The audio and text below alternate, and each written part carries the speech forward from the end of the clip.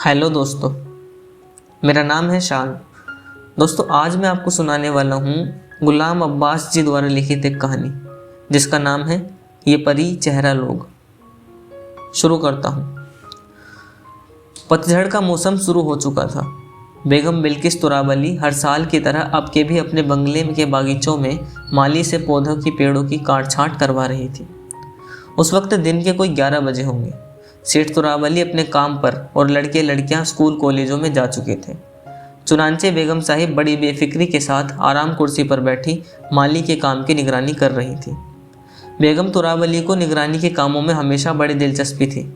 आज से 15 साल पहले जब उनके शौहर ने, जो उस वक्त सेठ तुराबली नहीं बल्कि शेख तुराबली कहलाते थे और सरकारी तामीरात के ठेके लिया करते थे, इस नवाह में बंगला बनवाना शुरू किया था, तो बेगम साहिब ने इसकी तामीरात के काम की बड़ी कड़ी निगरानी की थी और उसी का ये नतीजा था कि वे बंगला बड़ी किफ़ायत के साथ और थोड़े ही दिनों में बनकर तैयार हो गया था। बेगम तुराबली का डील डोल मर्दों जैसा था, आवाज़ ऊंची और गंभीर और रंग सांवला जो गुस्से की हालत में सियाह पड़ जाता था। चुनांचे नौकर चाकर उनकी डांट टपट से थर थर काँपने लगते थे और घर भर का सन्नाटा छा जाता था। उनकी औलाद में से 3 लड़के और 2 लड़कियां सन-ए बलूगत को पहुंच चुके थे, मगर क्या मजाल जो माँ के कामों में दखल देना या उनकी मर्जी के खिलाफ कोई काम करना पसंद करते थे। चुनांचे बेगम साहिब पूरे ख़ानदान पर एक मलिका की हुक्मरां थी और उम्र और खुशहाली के साथ साथ उनकी फरबही भी बढ़ती जा रही थी और फरबही के साथ रोब और दबदबा भी। इन 15 बरस में जो उन्होंने इस नवाह में गुजारे थे, वो यहाँ के करीब करीब सभी रहने वालों को बखूबी वाकिफ़ हो गई थी। बाद से मेल मिलाप भी था और कुछ बीवियों से दोस्ती। वो इस इलाके के हालात से खुद को बाखबर रखती थी, यहाँ तक कि इमलाक की खरीदो फरोख्त और बंगले में नए किराएदारों की आमद और पुराने किराएदारों की रुखसत की भी उन्हें पूरी पूरी खबर थी। इस वक्त बेगम तुराबली की तेज़ नज़रों के सामने माली का हाथ बड़ी फुर्ती से चल रहा था। उसने पौधों और छोटे छोटे पेड़ों की काट छांट तो कैंची से कर दी थी, लेकिन अब वो ऊंचे ऊंचे दरख्तों पर चढ़कर बेगम साहिबा की हिदायत के मुताबिक सूखे या जायद टहने कुल्हाड़ी से काट काट कर नीचे फेंक रहा था। कुछ देर बाद बेगम साहिबा बैठे बैठे थक गई और कुर्सी से उठकर बंगले की चारदीवारी के साथ साथ टहलने लगी। बंगले के आगे की दीवार के साथ साथ जो पेड़ थे उनमें 2 एक तो खासे बड़े थे जिनकी छाँव घनी थी, खासकर बिलायती बादाम का पेड़। उसका साया निस्फ बंगले के अंदर निस्फ बंगले के बाहर रहता था। दिन को जब धूप तेज हो जाती थी तो कभी कभी कोई राहगीर या ख्वांचे वाला जरा दम लेने के लिए यहाँ साए में बैठ जाता था। बेगम बिल्किस तुराबली जैसे ही उस पेड़ के पास पहुँची, उनके कान में दीवार के बाहर से किसी के बोलने की आवाज़ आई। उन्होंने इस आवाज़ को फ़ौरन पहचान लिया।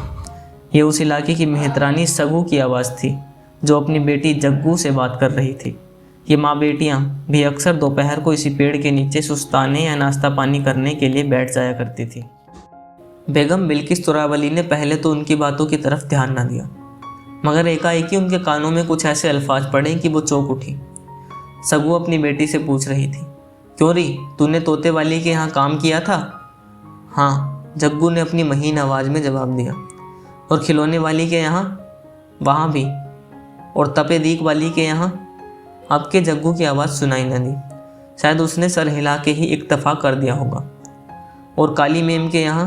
अब तो बेगम तुराबली से जब्त ना हो सका और वह बेइख्तियार पुकार उठी, सगू, अरे ओ सगू, ज़रा अंदर तो आइयो। सगू के वहमो गुमान में ये बात बिल्कुल भी न थी कि उसकी कोई बातें सुन रहा है, खसूसन बेगम बिल्किस तुराबली जिनकी सख्त मिजाजी और गुस्से से उनकी रूह काँपती थी। वो पहले तो गुमसुम रह गई, फिर मरी हुई आवाज़ में बोली, अभी आई बेगम साहिब। थोड़ी देर बाद वो आंचल को सीने से ढांपती, लहंगा हिलाती बंगले का फाटक खोल अंदर आई। जग्गू उनके पीछे पीछे थी। दोनों माँ बेटियों के कपड़े मैल चिकट हो रहे थे। दोनों ने सर में सरसों का तेल खूब लीसा हुआ था। सलाम बेगम साहिब, सग्गू ने डरते डरते कहा। अभी तक उसकी समझ में ना आया कि किस कसूर की बिना पर उसे बेगम साहिब के हुजूर पेश होना पड़ा है। बेगम साहिब ने तहकुमान लहजे से पूछा, क्यों रे मुर्दार, ये तो बाहर बैठे किन लोगों के नाम ले रही थी? कैसे नाम साहिब? अरे तू कह रही थी ना, तोते वाली, खिलौने वाली, तपे दीक वाली, काली मैम। सगू ने मुस्कुराने की कोशिश करते हुए कहा, वो तो बेगम साहिब उस आपस में बात कर रहे थे। देख सगू, सच सच बता दे वरना मैं जीता न छोड़ूंगी। सगू पल भर खामोश रही। उसने जान लिया कि बेगम साहिब से बात छुपानी मुश्किल होगी। उसने बड़ी लजाजत से कहना शुरू किया, वो बात यह है साहिब, हम लिखत पढ़त तो जानते नहीं हैं और हमको लोगों के नाम भी मालूम नहीं, सो हमने अपनी निशानी के लिए नाम रख रखे हैं। अच्छा, तो ये बता तोते वाली कौन है?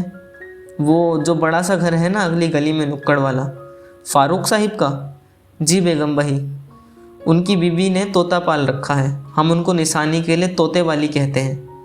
और ये खिलौने वाली कौन है? वो जो मस्जिद के बराबर में बंगला है ना, वो। बेगम तुराब अली ने उस इलाके का नक्शा जहन में जमाया, जरा देर गौर किया, फिर बोली, अच्छा बख्श इलाही साहिब का मकान? जी सरकार वही। अरे कमवक्त, तू उनकी बेगम को खिलौने वाली क्यों कह रही है? जानती भी है वो लखपति हैं, लखपति, खिलौना थोड़ी ना बेचते हैं। जब देखो उनकी कोठी में हर तरफ खिलौने ही खिलौने बिखरे रहते हैं, बहुत बढ़िया बढ़िया खिलौने। ये बड़े बड़े हवाई जहाज़, चलने वाली और बात करने वाली गुड़िया, बिजली की रेलगाड़ी, मोटरें। अरे मुई, ये खिलौने तो वो खुद अपने बच्चों के लिए विलायत से मंगवाते हैं, बेचते थोड़ी हैं। हम तो निशानी के लिए कहते हैं बेगम साहिब। और ये काली मैम कौन है? वो जो क्रिस्टान रहते हैं ना, मिस्टर डी फ्लोरी? जी हाँ वही। है कमबख्त तेरा नाश जाए। और तपे दीक वाली कौन है? उधर को सगू ने हाथ से इशारा करते हुए कहा, वो सड़क पर पहली गली में नुक्कड़ वाला जो घर है ना, उसमें हर वक्त एक औरत पलंग पर पड़ी रहती है और मेज़ पर बहुत सी दवाइयों की शीशियाँ। बेगम साहिब बेइख्तियार मुस्कुरा दी। उनका गुस्सा अब तक उतर चुका था और वो सगू की बातों में दिलचस्पी से सुन रही थी कि अचानक एक बात उनके जहन में आई और उनके चेहरे का रंग मुतगय्यर हो गया। माथे पर बल पड़ गए। डांट कर बोली, क्यों री मुर्दार, तूने मेरा भी कोई ना कोई नाम जरूर रखा होगा, बता क्या नाम रखा है? सच सच बताइयो, नहीं तो मारते मारते बरकस निकाल दूंगी। सगू जरा ठिठकी मगर फ़ौरन संभल गई।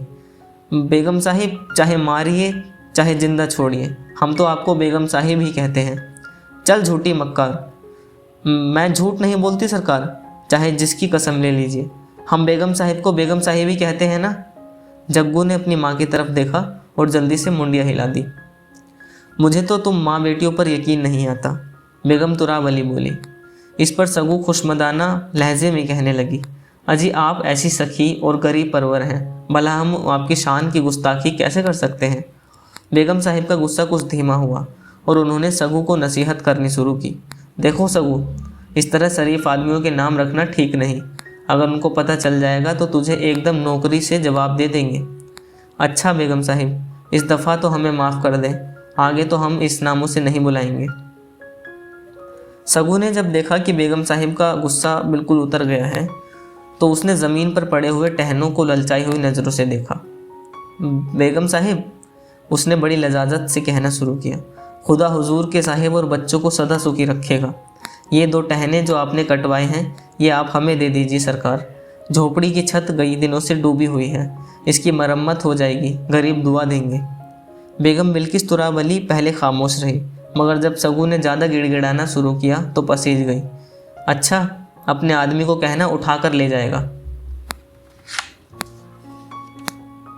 खुदा आपको सदा खुशी रखेगा। खुदा। बेगम साहिब उसकी दुआ पूरी न सुन सकी क्योंकि उनको एक ज़रूरी काम याद आ गया और बंगले के अंदर चली गई। दोपहर को करीब 12 बजे सगू और जग्गू सब काम निपटाकर घर जा रही थी कि सामने से एक मिहत्तर मुंडासा बांधे झाड़ू से सड़क पर गुर्द गुवार के बादल उड़ाता जल्द जल्द चला आ रहा था। दोनों माँ बेटियाँ उसके करीब पहुंचकर रुक गईं। आज बड़ी देर कर दी सड़क झाड़ने में, जग्गू के बाबा। हाँ, ज़रा आंख देर से खुली थी, ये कहकर वो मिहत्तर आगे बढ़ जाना चाहता था कि उसकी बीवी ने उसे रोक लिया। सुन जग्गू के बाबा, जब सड़क झाड़ चुकी हो तो ठड्डों के बंगले चले जाइयो, वहाँ 2 बड़े बड़े टहने कटे पड़े हैं, उन्हें उठा लाइयो, मैंने ठड्डों से इजाज़त ले ली है। बस इतनी थी ये कहानी। सुनने के लिए धन्यवाद। आप हमारे चैनल को सब्सक्राइब कर सकते हैं और यदि आपको और आपके दोस्तों को कहानियाँ सुनना पसंद है तो आप उनके साथ शेयर कर सकते हैं। शुक्रिया।